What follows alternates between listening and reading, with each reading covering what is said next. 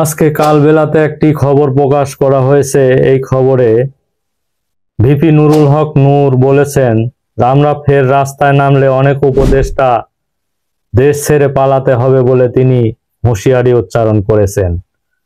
তিনি হঠাৎ কেন এই উপদেষ্টাদের বিরুদ্ধে কঠিন হুঁশিয়ারি উচ্চারণ করলেন?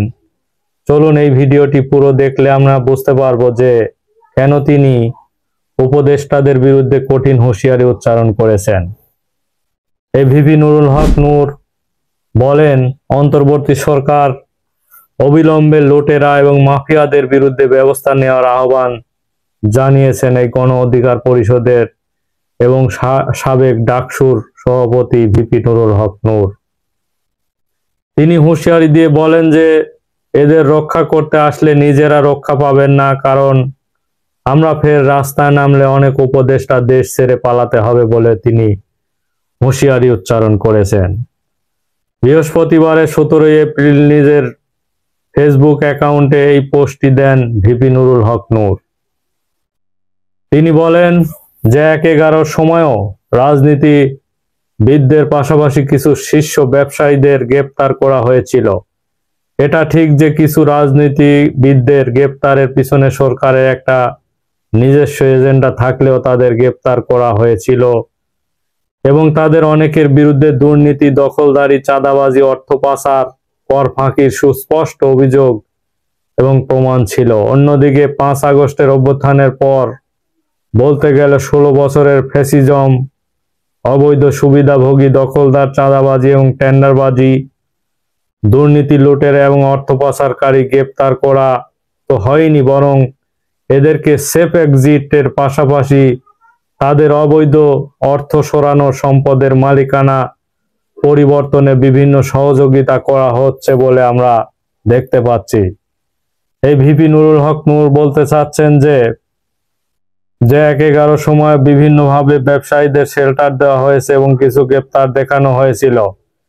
বর্তমানে 5 আগস্টের পর ফ্যাসিস্ট সরকারের পতনের পর যারা লুটেরা, ফ্যাসিবাদী, বিভিন্ন ব্যবসায়ী, সুবিধাভোগী, তাদেরকে তো গ্রেপ্তার করা হয়নি, বরং এখন পর্যন্ত তাদের বিভিন্নভাবে অর্থনৈতিক এবং তাদেরকে গ্রেপ্তার করা হয়নি বিভিন্নভাবে তাদের রক্ষার জন্য তাদের মালিকানা পরিবর্তন করে তাদেরকে সহযোগিতা করা হচ্ছে বলে তিনি অভিযোগ ব্যক্ত করেন।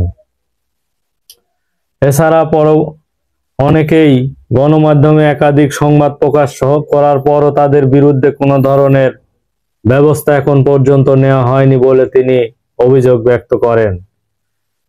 তিনি উদাহরণ সহকারে বলেন যে আলোচিত এস আলম গ্রুপের মালিকানাধীন ব্যাংকগুলো থেকে এখনো এস আলম সংশ্লিষ্টদের অপসারণের মতো কিছু পদক্ষেপ নিলেও ফ্যাসিবাদের সবচেয়ে বড় পৃষ্ঠপোষক ভূমিদস্যু, দখলদার, লুটেরাদের বিরুদ্ধে এখনো দৃশ্যমান কোনো ব্যবস্থা নেওয়া হয়নি বলেও তিনি অভিযোগ ব্যক্ত করেন।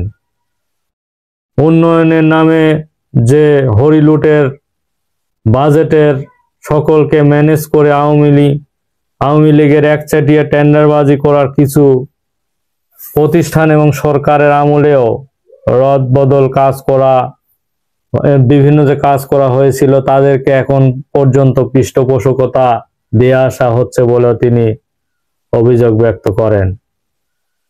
তিনি আরো বলেন যে বিজ্ঞাপনের বাজারকেও এককেন্দ্রিক করে জয় বাংলা কনসার্ট সহ বিভিন্ন সরকারি অনুষ্ঠান এবং বিদেশি শিল্পী আনার নামে হাজার হাজার কোটি টাকা পাচারকারী এশিয়াটিক গ্রুপ পণ্য ব্যবসা করে যাচ্ছে এখন পর্যন্ত নির্বিঘ্নে।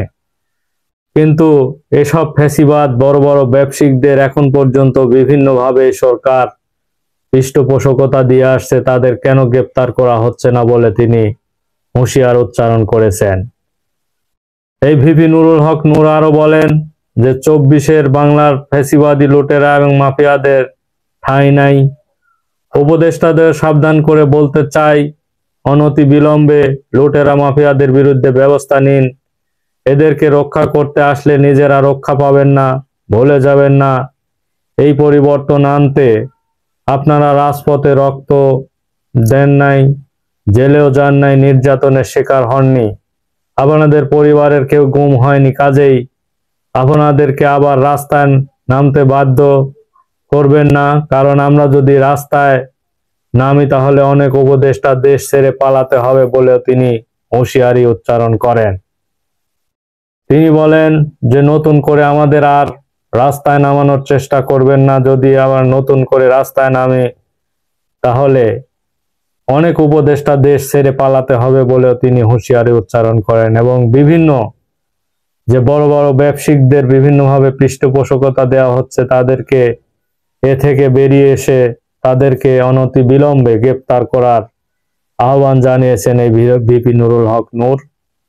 দেখা যাক পরবর্তীতে রাজনৈতিক পরিস্থিতি কি হয়। ধন্যবাদ সবাইকে।